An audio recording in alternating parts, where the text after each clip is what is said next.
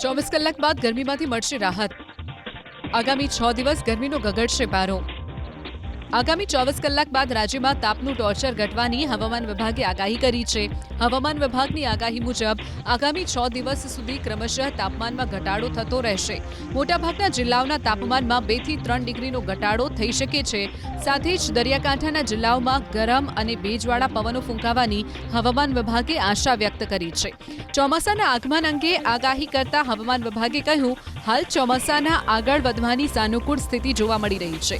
આંદામાન અને નિકોબાર ટાપુ પર આગામી થોડા દિવસોમાં વરસાદ વરસી શકે છે, જ્યારે 26 મે આસપાસ કેરળમાં ચોમાસાનું વિધિવત રીતે આગમન થવાની હવામાન વિભાગે શક્યતા વ્યક્ત કરી છે, જેથી રાજ્યમાં પણ ચોમાસાનું આગમન વહેલું થઈ શકે છે।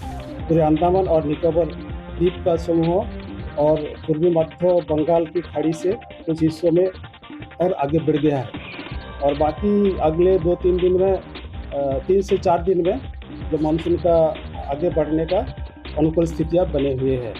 और केरला का जो ऑनसेट डेट है 26 मई को दिया गया है।